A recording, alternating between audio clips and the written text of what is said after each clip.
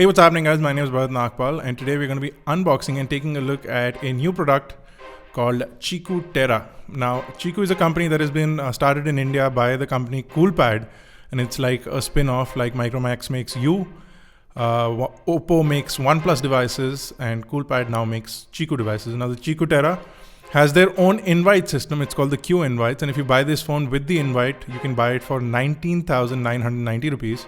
And on open sale, you can get it for 21,990 rupees. So at least invites will make sense. If you have an invite, you can save about 2,000 rupees. If you don't have an invite, you need to pay the full price. Let's go on ahead and unbox this device and see what all comes inside the box.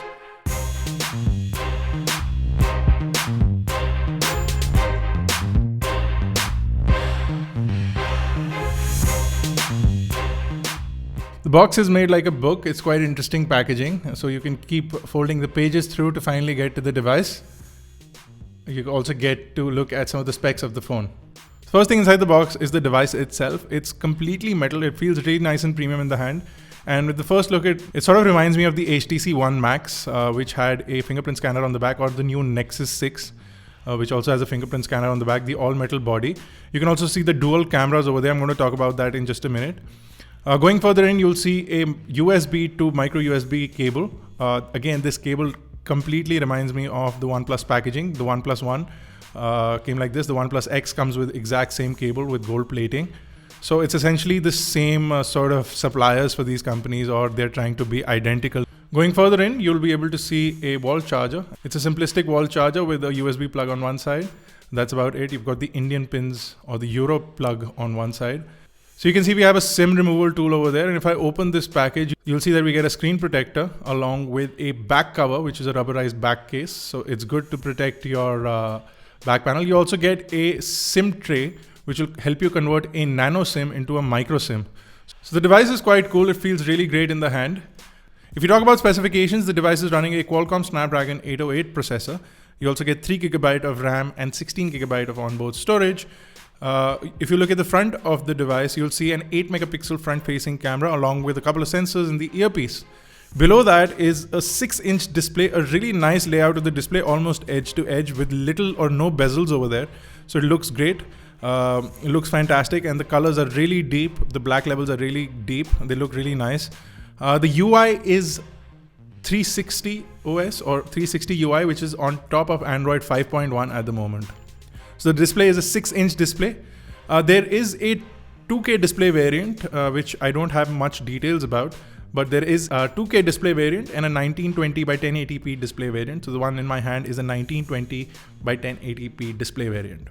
On the bottom, you'll see 3 touch capacitive buttons. According to me, they are not backlit. So that is, again, a slight disappointment.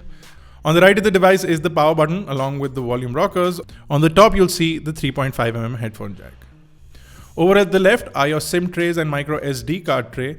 And over at the back is something interesting. The device has two 13 megapixel cameras along with dual color LED flash, focus later technology. So it allows you to focus in post. So once you click a picture, you can move around your focus after you click the picture. The device also has a fingerprint scanner at the back, and you can see it says Chiku powered by 360 at the bottom of the device. Now the device comes in a single shell of aluminum, which feels really nice, and it gives it this additional premium look.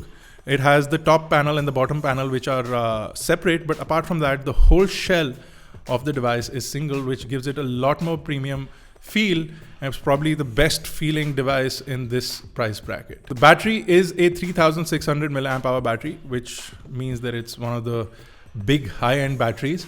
And the company claims that you can quick charge it with using the charger. So you can charge it for up to 5 minutes to get 2 hours of normal use, and charge it for 30 minutes to get 50% battery, which makes this device, again, very, very, very, very interesting.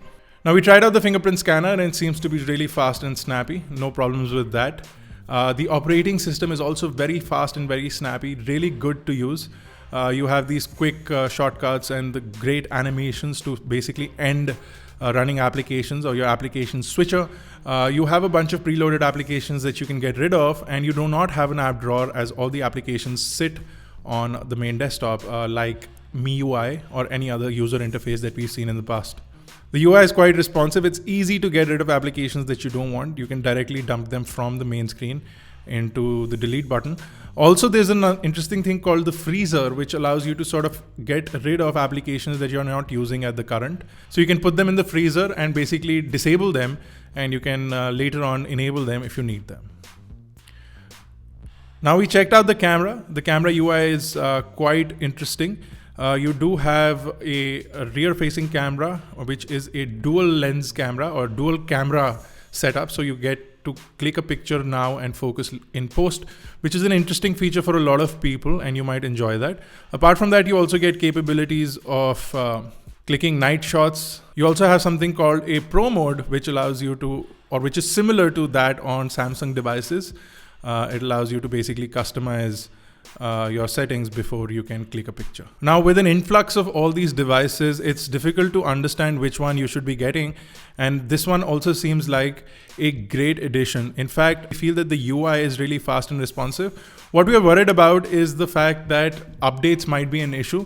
We're currently running Android 5.1, but a lot of other devices have started shipping with Android 6, including those from HTC. Of course, the Nexus devices and Motorola phones are now either updating to Android 6 or shipping with Android 6, which might be a big letdown for people planning on buying this device. Either way, it seems like a really fun and interesting device, and for the price that it's available at, it seems like a good variant. Although we have other devices in this price bracket, slightly more for the OnePlus 2, and you get Qualcomm Snapdragon 810. Not a lot of people like 810, so 808 might be a good option for this price bracket. I'm not too sure about the invite system, or if they should have the invite system to create this unnecessary hype. This phone should be available to everyone, and a lot of people would like to buy this. We're going to be testing out the device soon enough, so stay tuned for that. If you have any specific requests for this phone, please drop them in the comment section below. We'll try and cover it up in our next video. This has been Bharat Nagpal, guys. Thank you for watching. Make sure you hit us up on iGyan.in. Catch us on Facebook, Twitter, Google+, Instagram, Snapchat, and Vine. And until I see you next time, guys, have a good one.